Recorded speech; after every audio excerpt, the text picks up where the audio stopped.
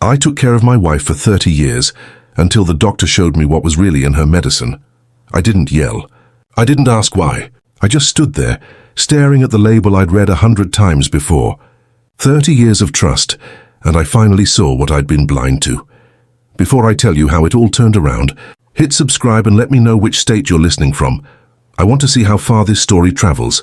I took care of my wife Elaine for 30 years. 30 years of morning pills and evening teas, of gentle reminders and soft blankets folded at the foot of her recliner. She was diagnosed with early heart trouble in her 40s, and I swore then that I'd be the man who never let her down. We lived in Modesto, the kind of place where the sun stays a little too long in summer, and the air smells like dry soil. Our neighbors changed every few years, but we stayed. Same porch swing, same old oak tree leaning over the driveway. Elaine said routine made her feel safe, and I believed her.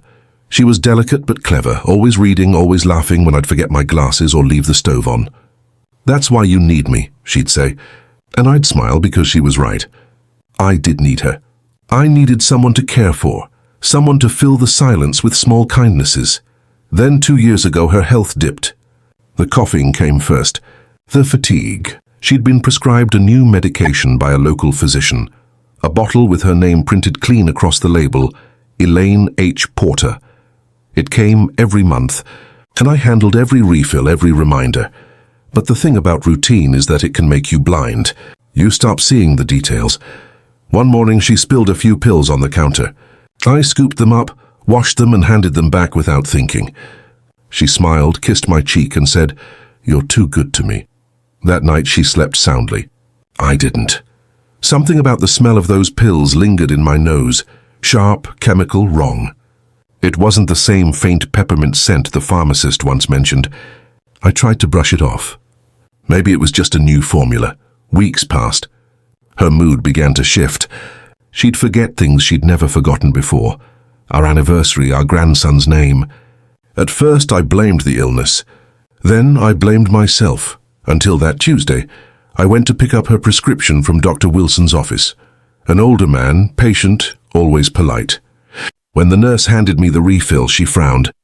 "Mr. Porter," she said, "this doesn't match our records. You're saying this came from our clinic?" I nodded, confused. She checked the system, then called Dr. Wilson out from the back. He scanned the label and his expression changed. "This isn't our bottle," he said quietly. "And this isn't the medication I prescribed." My stomach dropped. "What do you mean?" "It's been coming in the mail. Same pharmacy every time." He shook his head. "Not this pharmacy. These are compounded pills. Someone's been refilling them privately." I stared at him. "But she's been taking these for months." He hesitated, then said the words that hollowed me out. "Mr. Porter, these pills have sedatives mixed in. Strong ones. They'd keep her calm, quiet, maybe even make her dependent." Whoever's been handling this knew exactly what they were doing. I left the office without remembering how. My hands trembled on the steering wheel all the way home. I kept hearing the same phrase in my head. Someone's been refilling them privately. At home, Elaine was sitting on the porch, sipping iced tea, smiling like everything was normal. I watched her, her calmness, her peace. "Too peaceful. Where did you get the last batch?" I asked casually. She blinked, slow, almost rehearsed. "The same as always. You ordered it for me, remember?" But she avoided my eyes. That night, after she went to bed, I checked her drawer. Inside was an envelope, neat, labeled, addressed to a small clinic in Fresno, cash inside. The handwriting wasn't mine. It wasn't the doctor's either. It was hers. For years I thought I was her caretaker. Turns out she'd been controlling me. Every time I thought she was sick, every time I stayed home from work or turned down friends' invitations, it was her subtle way of keeping me close, anchored, dependent. When I confronted her the next morning, she didn't deny it. She didn't even cry. She just said, "I didn't want you to leave me, Harold. You were slipping away. I couldn't speak." All those years of loyalty, of waking early to prepare her medicine. And the truth was she'd been feeding me a lie, one pill bottle at a time. The neighbors saw me pacing the yard that evening. I didn't pack my bags. I didn't yell.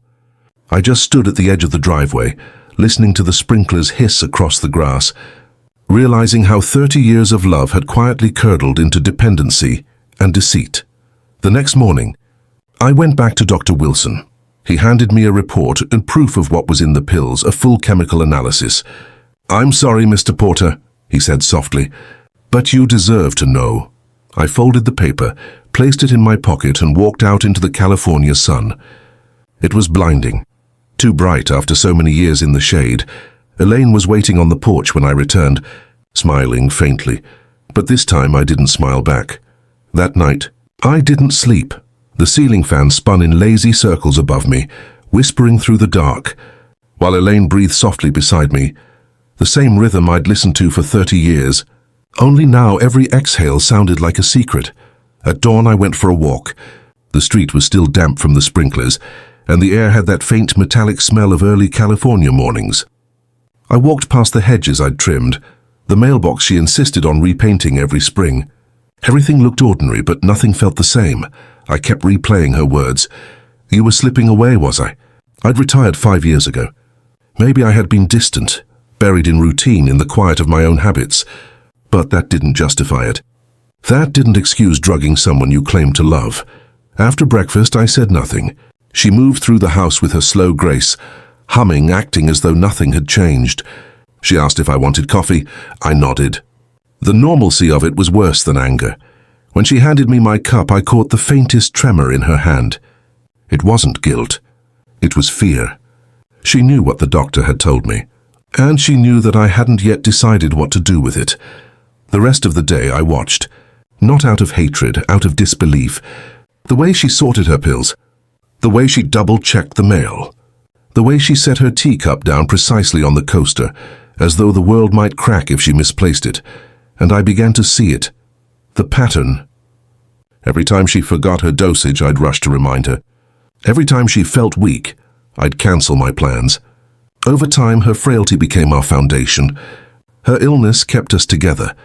But the truth laid bare by that chemical report in my pocket revealed something colder.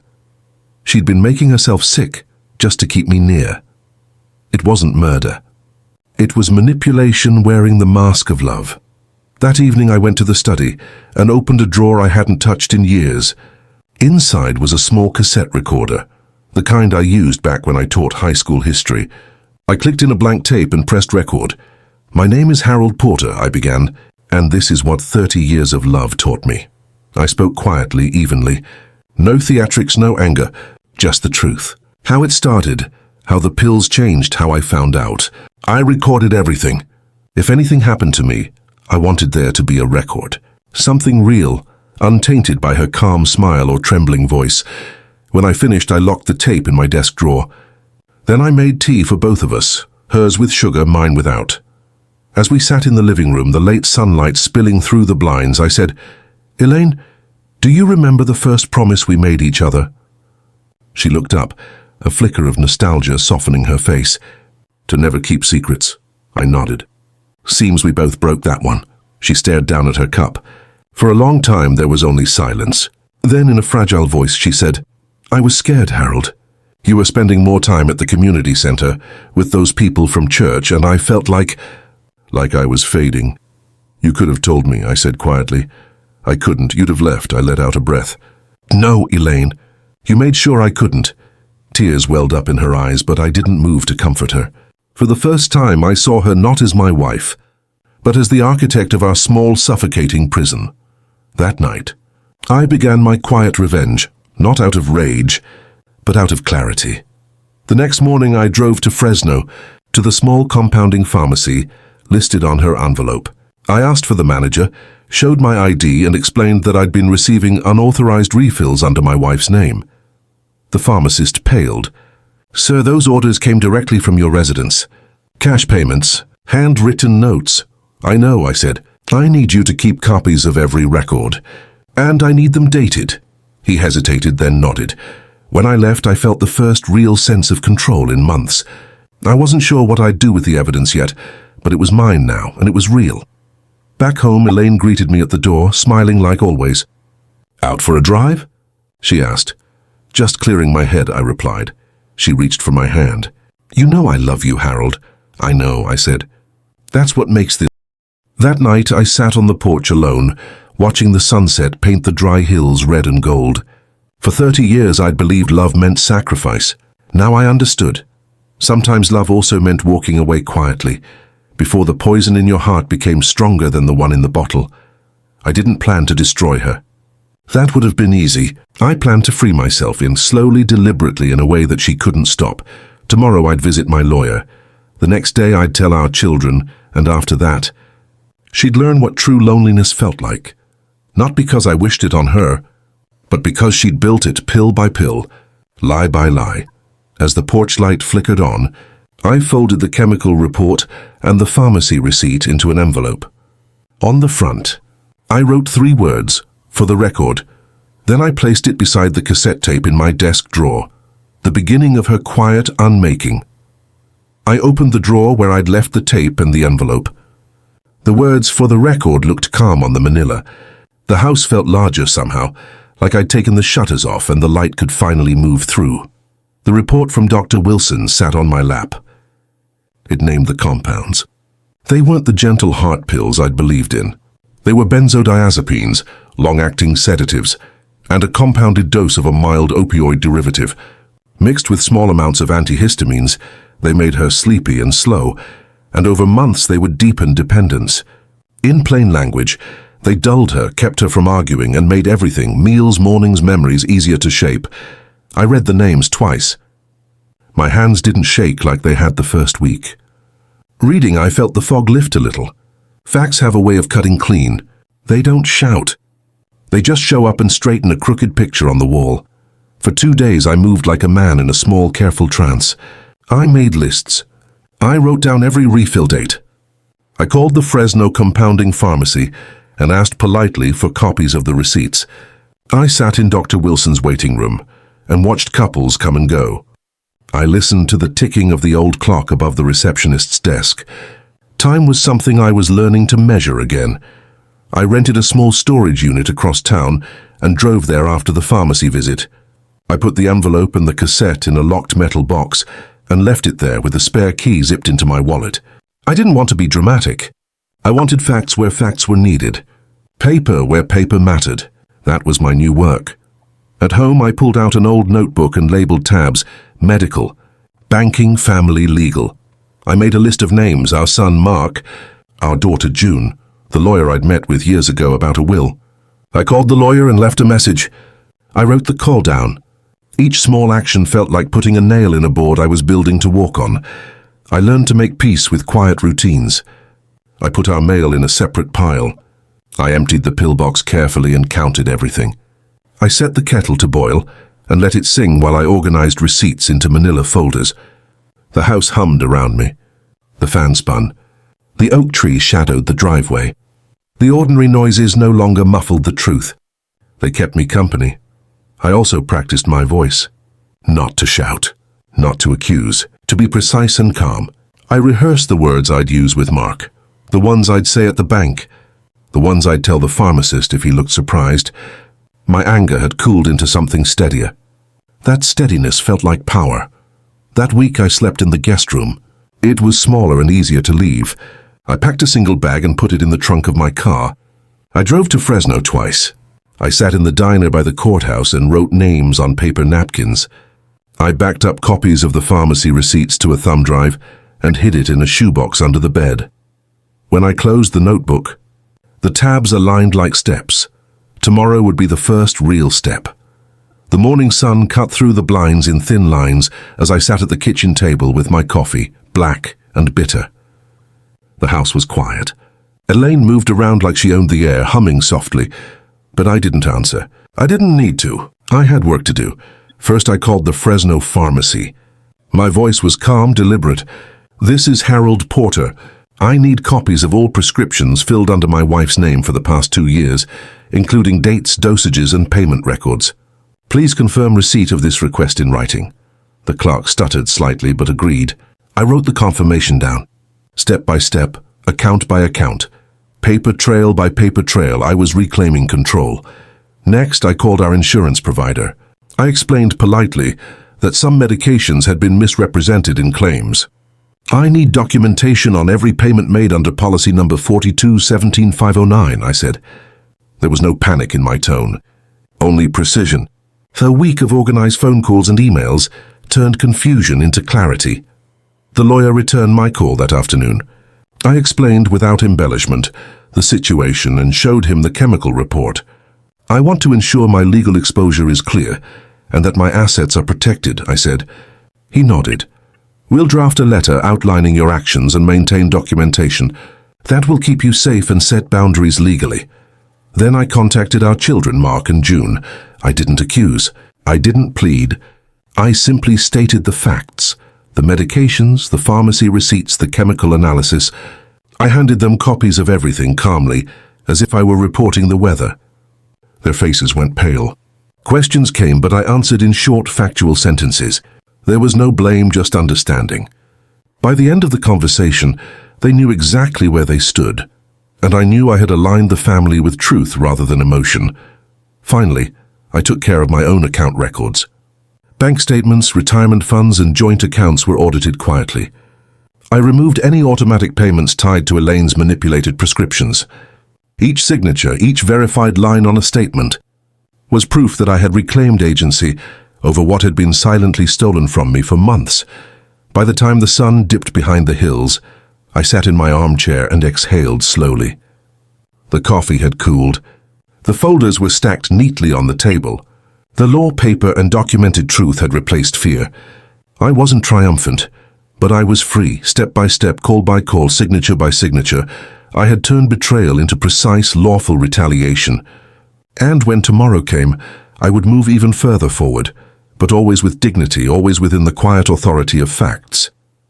The evening settled slowly over the inland California hills. The cicadas had gone quiet, leaving only the soft hum of the fan above me and the distant drone of a truck on the highway. I sat on the porch, the folders stacked neatly beside my chair, coffee cooling in its chipped mug. For the first time in months, I could hear my own thoughts without interruption. Elaine moved through the house inside, humming, closing cabinets, arranging the same cups she had used for 30 years. She didn't know I had already visited the pharmacy, the doctor, the lawyer. She didn't know I had shown our children the receipts. She didn't know I had taken control. And she never would. Not yet. I leaned back, letting the chair creak under my weight, and watched the last of the sunlight stretch across the dry fields. Each step I'd taken, every phone call, every careful document, had been deliberate. Nothing flashy, nothing loud. Just order, quiet precision. A pair of neighbors walked past, hands linked, talking about mundane things. The world went on. They had no idea what had transpired in this small house, what truths had been uncovered, what quiet justice was already in motion. I sipped the cold coffee. Calm filled me, but it was tempered by anticipation. Before silence became the only language left between me and what used to be called home, I made one final note in my journal. Tomorrow, the first move in the next act. The house was quiet that morning, the California sun spilling through the blinds in soft, thin lines. I sat at the kitchen table, folders neatly stacked, receipts and reports laid out with care.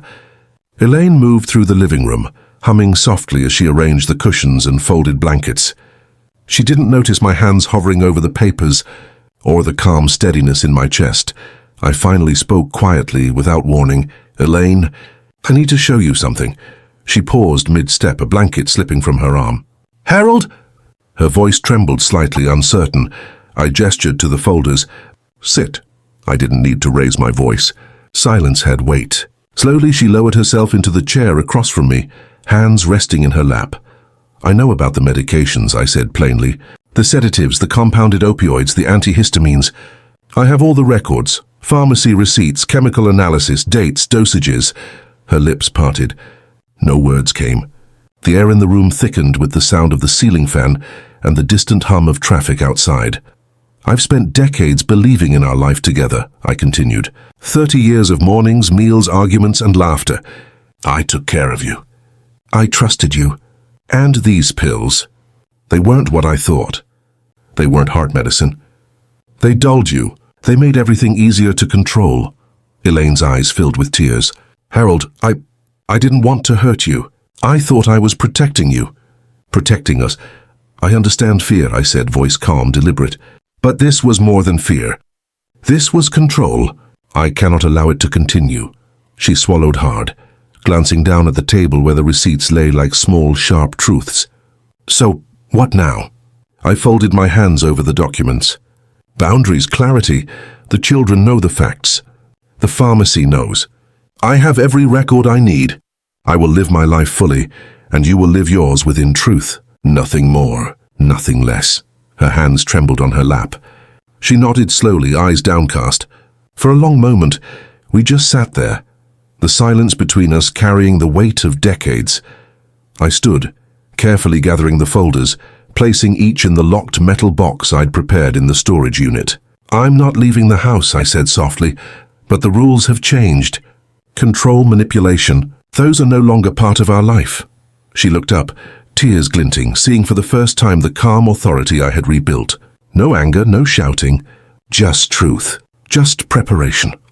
I walked to the doorway and paused, feeling the warm morning light on my face.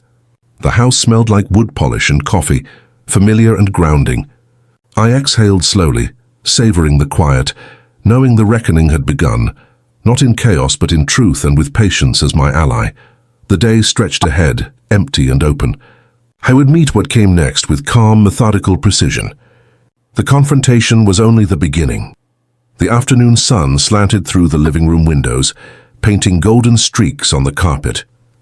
I sat at the desk by the window, folders open, pen in hand. The house was quiet except for the faint ticking of the wall clock and the occasional hum from the refrigerator. Helene moved around in the kitchen, distant, almost fragile. She hadn't spoken since the morning confrontation. I went over the pharmacy records again. Each prescription line, each refill date, every chemical compound. They told a story I hadn't fully realized until now. The heart medication she'd been taking was laced with sedatives, enough to keep her drowsy and compliant. The compounded pain pills were not for arthritis, but to manage mood. And the antihistamines. Unnecessary yet constant clouding judgment. It wasn't just control. It was manipulation hidden under the guise of care. I leaned back and rubbed my temples. 30 years of trust, 30 years of caregiving threaded into this quiet deceit. But now clarity replaced disbelief. I had proof, and with proof came power. Not to punish, not to lash out, but to reclaim order. I picked up the phone and called an old friend from the county health board, someone I trusted. My voice was calm, measured. I need confirmation on a few compounded medications issued under my wife's name. Dates, substances, and doctor approval records. I wrote down every name, every timestamp. Each call stitched together a web of evidence, laying out the full picture of what had been happening right under my nose. Next, I contacted the pharmacy again, this time asking for historical prescription audits. Please include pharmacist notes, dispensing logs, and insurance claim verifications, I said. The clerk hesitated, realizing the request wasn't casual. I noted her confirmation and hung up. Another piece of the puzzle fell into place. As I worked, memories surfaced, mornings waking her for appointments, nights sitting by her bedside, careful hands arranging pill boxes. I had acted out of love, devotion, and duty, and yet those same acts had been twisted into a tool for control. I wrote notes in the margins of the folders, 30 milligrams too much, date mismatch, refill unauthorized. Each notation was a step toward understanding and preparation. By late afternoon, I had mapped the full scope: deliberate dosing, falsified prescriptions, and financial exploitation hidden in plain sight. I felt no rage, only resolve. I cleaned my desk, stacked the folders neatly, and locked the metal box. The house smelled faintly of brewed coffee and the dry California air drifting through the open window. I glanced at Elaine, sitting quietly in the living room. She avoided my gaze, but the weight of knowledge was in her posture. I didn't need words. The evidence would speak for itself. Tomorrow, I thought, I'd start formal documentation with the lawyer.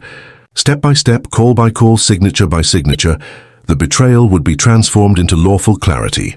From this moment, it wasn't personal anymore. It was procedure. Truth would become the measure of control, not manipulation. I took a slow breath and watched the sun lower behind the hills. The house, the quiet, the warm California air, all felt like the right place to reclaim order. Tomorrow I would walk forward armed with evidence, not anger. Elaine's deception had been revealed, and now the work of restoring equilibrium had begun. The morning air drifted in through the cracked window, carrying the faint smell of eucalyptus and dry dust from the inland California hills. I sat at my desk, the metal box of folders beside me, sunlight illuminating the receipts, reports, and printouts I had meticulously organized the day before. The quiet of the house felt almost sacred. Outside, a dog barked in the distance.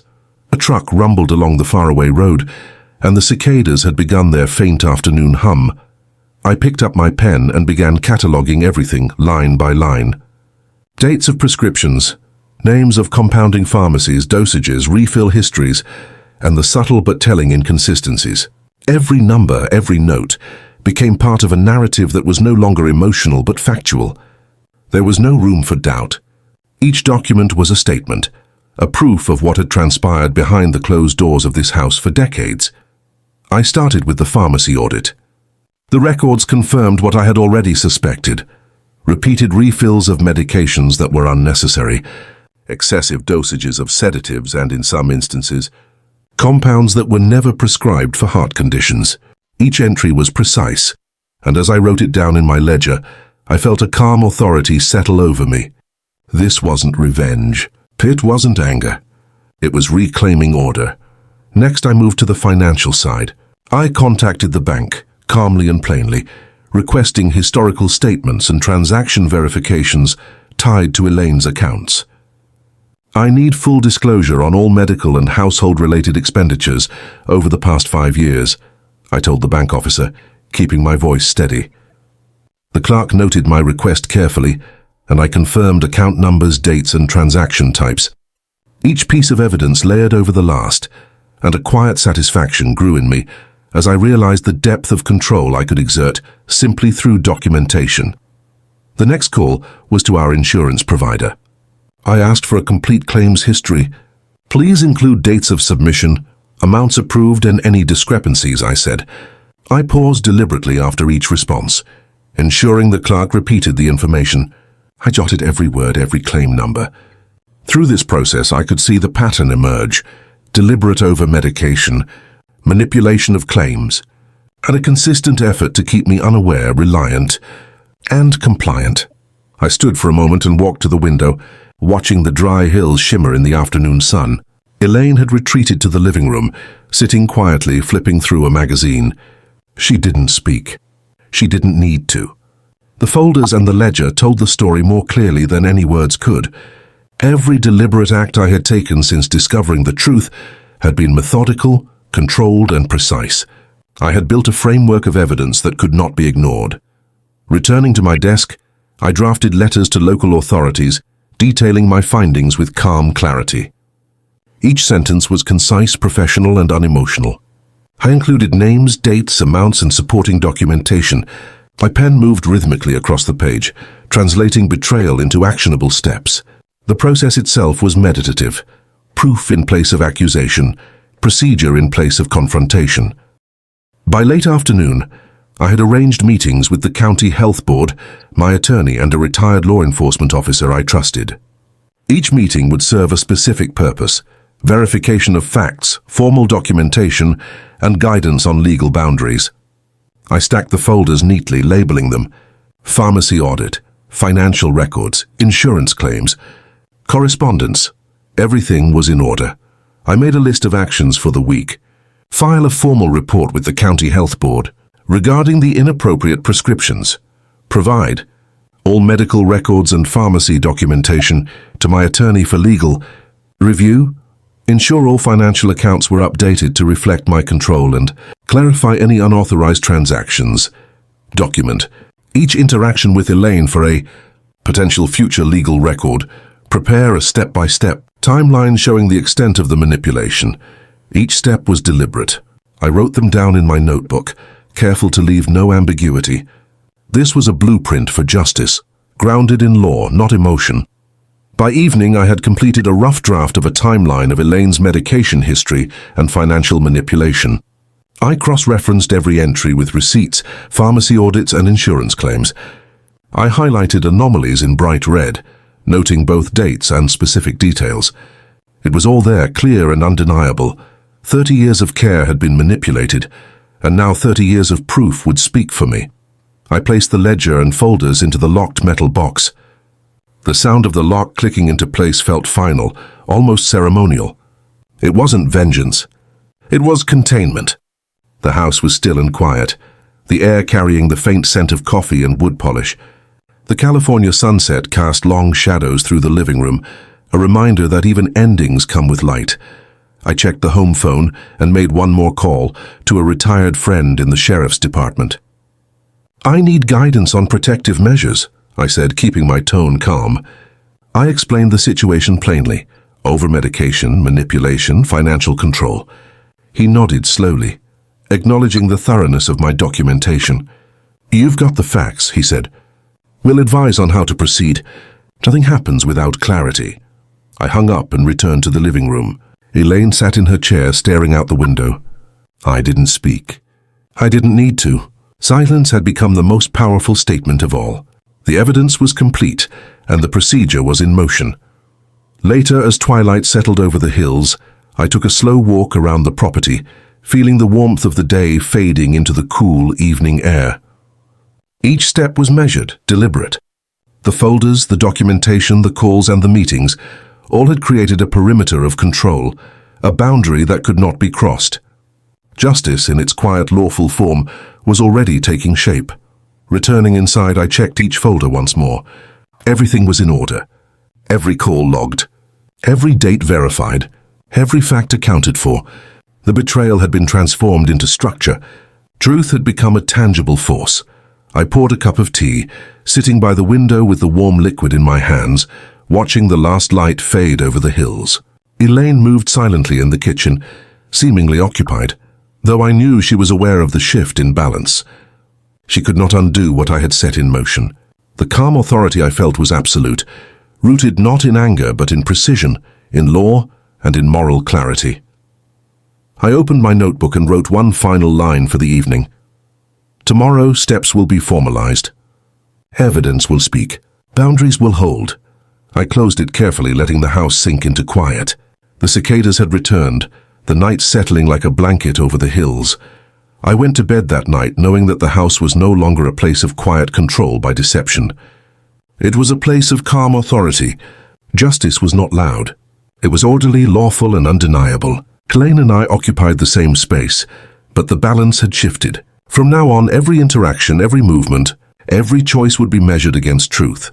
And for the first time in decades, I slept without fear of manipulation, without the quiet tension that had haunted my mornings and nights.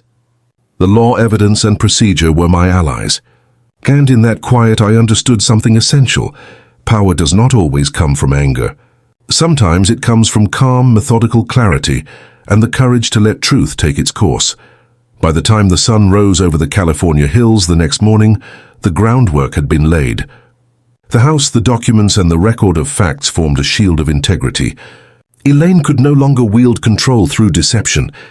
The quiet, lawful reclaiming of my life was underway. And nothing, neither guilt, pleading, nor denial, could overturn it.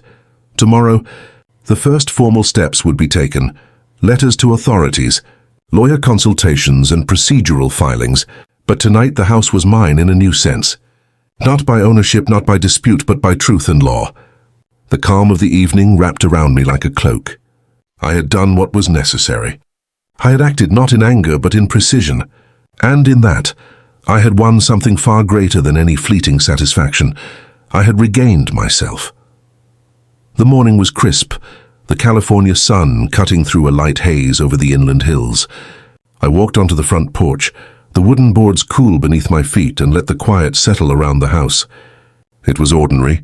Birds calling, mail rattling in the box, the distant hum of a neighbor's lawnmower. But ordinary carried a new weight. Every folder, ledger, and verified record from yesterday still sat on the desk inside, silent witnesses to decades of hidden deceit. I watched as my daughter approached, this time with a sense of purpose. She carried herself differently, calmer, measured, yet still tentative. The truth she had absorbed yesterday seemed to have shifted something fundamental in her. She didn't speak at first.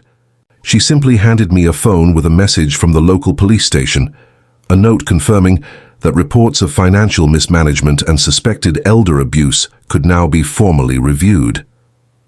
The clarity of procedure replaced speculation. I stepped inside, closing the door behind me, and took my seat at the kitchen table. Each action that morning was deliberate. I began making calls to the authorities, but calmly, factually. No emotion, just dates, amounts, and references. I relayed my documented evidence. Pharmacy logs, prescriptions, and financial records. Each piece was exact, verified, and corroborated by the ledger I had painstakingly maintained. "They'll review the full case," said Officer Ramirez over the line, calm and professional. "You've got everything neatly documented. Shouldn't be a problem." I confirmed details for every record: timestamps, pharmacy phone numbers, prescription IDs. Each call reinforced control. Clarity replacing chaos, procedure displacing emotion. The calm professionalism on both sides contrasted sharply with the trembling, defensive energy I anticipated from Elaine and anyone who had colluded in the deception. After the calls, I stepped outside, ledger in hand, to document the day's witnesses. The mailman had paused at the curb, watching silently. A neighbor across the street watered her rose bushes, glancing toward the house. Even small, seemingly ordinary moments mattered. Names, locations, and casual observations could be used to verify public exposure if needed. I jotted each down in neat, deliberate handwriting. The quiet of the street lent a sense of precision to the task. By late morning, it was time for the first public verification. I went to the town bank, the steps familiar under my shoes. A small crowd had gathered, not for spectacle but for ordinary errands. Elaine's attempts to spin her narrative earlier had faltered. Her words had no weight against documented evidence. I stepped up, calm, and recited the precise details of the financial mismanagement, citing each document as I went. The crowd listened, silent but attentive, some nodding, others recording discreetly on phones. No yelling, no accusations, only truth delivered with unwavering clarity. Afterward, I returned home to compile additional documentation: emails, bank confirmations, notarized statements from the pharmacist and officer, time-stamped video from the porch. Each item reinforced the same narrative: order, accuracy, and undeniable fact. Elaine had tried manipulation, fear, and secrecy. Now every attempt to distort reality collided with a wall of procedural certainty. Mid-afternoon brought the official paperwork for a protective order. I walked through each line carefully, confirming distances, conditions, and enforcement clauses. The terms were precise: 500 feet minimum, immediate arrest upon violation, documented service procedures. The clerk was efficient, professional. No one questioned the legitimacy because the facts spoke for themselves. I returned home, the ledger open, the protective order in a neat folder beside it. The weight of procedural clarity seemed to settle over the house. Elaine moved about quietly, no longer attempting to assert dominance. Every glance, every step was measured, aware that boundaries were now enforced by law, not whim. By evening, the local post office had confirmed the service of notices to creditors and banks. Any attempt by Elaine to claim access to finances or property would now be met with immediate legal action. I updated each account with factual notices. No shared accounts, no joint property claims, no guarantees. The entire perimeter was now closed: financial, legal, social. Outside, the California wind shifted through the olive trees along the driveway, carrying the scent of warm soil. Cicadas buzzed faintly in the distance. I stood at the edge of the yard, ledger in hand, watching ordinary life move past the house.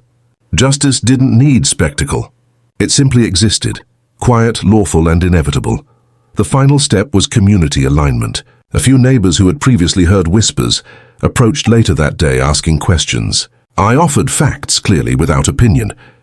Each response reinforced the truth, disseminating reality organically. No shouting, no moralizing, and only clarity. The townspeople understood. In small towns, patterns speak louder than rumors.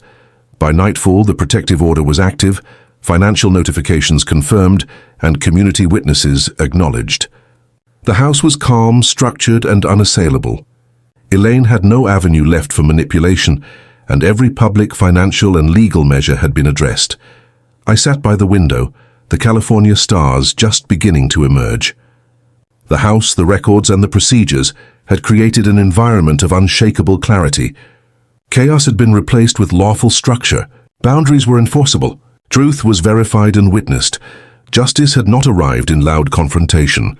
It had arrived quietly, precisely, with law and documentation. And as I looked out over the hills, the cicadas, the dim glow of streetlights, I felt the long arc of decades, care, betrayal, diligence, and finally, lawful reclamation, come full circle. Elaine moved softly in the background, aware that the house no longer responded to fear, guilt, or manipulation. I returned to my chair, sipping coffee, ledger beside me, the night settling around a home now governed by truth, procedure, and lawful protection. The morning air was cool, carrying the faint scent of orange groves from a few miles east. I stood on the porch, sipping coffee from a chipped ceramic mug, the ledger and folders stacked neatly on the table beside me. Everything had its place now. Documentation, protective orders, verified bank notices. The house, once a silent stage for manipulation and deception, was finally governed by structure and truth. I began the day with calls to creditors and financial institutions, one by one. Each conversation was methodical, professional, and fact-based. "Good morning, this is Harold Jensen. I am verifying account statuses for Elaine Jensen. She no longer has authorization on these accounts," I stated calmly to the first bank clerk. I provided account numbers, dates of transactions, and documentation references. The clerk typed diligently, confirming each detail. I thanked them and moved on to the next call. As the morning progressed, it became clear that Elaine's attempts to claim access to shared property or finances were now blocked by precise, verifiable measures. Each phone call, each confirmation email, each corrected address reinforced the perimeter I had established.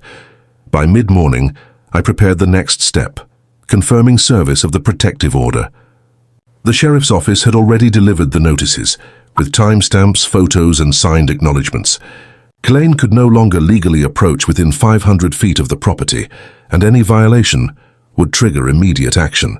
I filed each piece in my folders, the weight of verified law replacing years of anxiety and manipulation. I stepped outside to check the neighborhood, noting anyone who might serve as witnesses. A few neighbors were tending to their lawns. One waved politely. Observing, recording, documenting, ordinary life became a tool to reinforce lawful clarity. I scribbled notes on names, times, and locations, each one an added layer of protection. By early afternoon, the financial and legal networks were fully engaged. Creditors received clear written confirmation of account separations, banks verified boundaries, and the sheriff's office confirmed patrol routes. Every avenue for manipulation or financial misrepresentation had been closed. Elaine had no access, no leverage, no ambiguity left to exploit. Later, I watched from the living room as the postman delivered envelopes. Each contained confirmations, bank statements, creditor acknowledgements, and official correspondence, noting her lack of authority. I filed them meticulously, labeling each with date, time, and purpose. The home itself, a witness to truth, radiated calm authority. Word of the evidence and procedural clarity reached the community naturally. By late afternoon, a few neighbors stopped by, not to intervene, but out of quiet curiosity. I answered questions simply, verified facts, dates, and documentation. No accusations, no rhetoric, just truth. The community absorbed it, murmurs confirming what they saw, facts aligning with their own observations. In small towns like mine, procedural clarity speaks louder than gossip. Evening approached, casting long shadows over the hills. I made one last round of documentation, confirming the protective order remained enforceable, checking emails from banks and creditors, and noting any potential irregularities. The house was calm, structured, unassailable. Every effort Elaine could make to regain leverage was preemptively addressed. Then came the final social reckoning. A neighbor mentioned seeing Elaine attempting to contact a local real estate agent to inquire about property claims. I calmly documented the encounter, date, time, and observations. It was a minor event but symbolic. Attempts at manipulation met by the immovable wall of lawful procedure. As night settled, I stood on the porch again, the ledger open beside me, the protective order and bank confirmations stacked neatly. The cicadas hummed softly, the distant hum of a car on the highway punctuating the quiet. The house, the records, the procedures, all had converged into a state of enforceable clarity.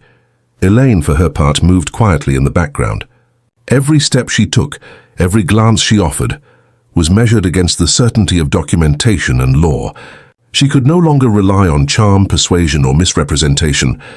The procedural structure I had created rendered chaos powerless.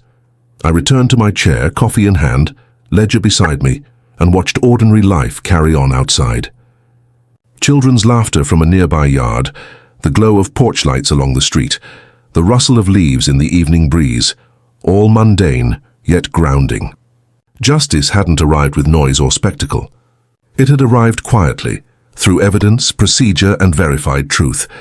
The finality of the day was not in confrontation, but in containment. Financial closures were complete, legal protections enforceable, social perception aligned with reality. Clayton's attempts at influence and manipulation had collapsed under the weight of documentation and lawful procedure. The community, the authorities, and the clear records all bore witness. I stood for a moment, looking at the horizon. The orange groves glowed in the fading light, a reminder that life moves forward even after long winters of deceit. The house, the records, the careful orchestration of lawful clarity, all of it formed a boundary that could not be crossed, and in that calm, procedural victory, I understood fully. Decades of care, deception, and manipulation had culminated not in shouting or revenge, but in quiet reclamation of dignity, authority, and truth. Elaine could no longer affect the household, the finances, or the perception of the community. The long arc of betrayal had finally met a measured, lawful conclusion. Justice had arrived, not with noise or spectacle, but with certainty. Every folder, every ledger, every verified call and confirmation had built a structure no one could penetrate. The house, once a stage for manipulation, now stood as a fortress of truth and procedure. And in the quiet hum of the California evening, I allowed myself a measured sigh. The procedural cascade was complete. Boundaries were enforceable. Truth had a home. And the chaos that had once governed my life had been replaced with clarity, structure, and lawful protection. The California sun had just begun to gild the inland hills when I parked in front of Marston's diner. I carried the ledger and folders, every document of financial closure and legal protection carefully organized. Years of deception had built a weighty reality. Today that reality would be addressed directly. I dialed her number calmly. "Elaine, let's meet." Coffee at 10. No protests, no excuses, only silence, then acknowledgement. The diner hummed quietly, coffee machines sputtering, a few early patrons murmuring over the counter. I took a booth near the window, leather cracked beneath me, light glinting off the tabletop. Elaine arrived a few minutes later, cautious, hands clasped over a steaming cup of coffee. I let her settle, observing silently. No words yet, just the quiet tension of decades of shared life, now poised on the edge of reckoning. Finally, I spoke. "Elaine, we need to talk about the future." Honestly, clearly. Her eyes flicked to mine. I understand, she said softly, wary. I laid out the ledger and selected documents, bank confirmations, creditor notices, notarized statements about the medications. Each was precise, verifiable, undeniable. I didn't raise my voice. I didn't accuse. I simply placed facts on the table. "These define boundaries you can no longer cross," I said. "Legally, financially, socially. The protective orders, the bank closures, everything is enforceable. And I need to discuss something else. After what's happened, after decades of manipulation, divorce is the only way forward." Her face went pale. She opened her mouth, then closed it. I let the silence linger. Divorce wasn't punishment. It was the only. The inland hills glowed golden in the early morning, and I sipped coffee on the porch, the quiet stretching across the valley like a soft exhale. Birds flitted among the olive trees, their wings catching the light, and somewhere a dog barked in the distance. After all the turmoil, the house finally felt like mine, steady, familiar, and unhurried. I picked up a photograph from the mantel, the one of Elaine and me on our wedding day. I didn't dwell on the past. I just observed the years of love, care, and loss reflected in a single frame. Time had a way of softening edges and revealing patterns, some beautiful, some harsh, but the lessons lingered. I set it back gently, letting the memory settle into its place. The garden called next. I ran my fingers along the leaves of the small herb plants I'd planted weeks ago. Simple rituals, but meaningful. I watered, pruned, and felt the connection to the earth, the continuity of life. and the reassurance that growth, patience, and care always endure. Mail arrived, mostly bills and neighborhood notices, mundane details of everyday life. I sorted them methodically, as I had done for decades. Each envelope, each note felt like a reminder. Ordinary life moves on, but order, dignity, and attention to detail remain within reach. Even the smallest gestures mattered.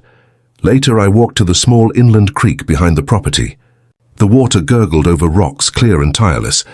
I knelt by the edge and watched the current carry leaves downstream.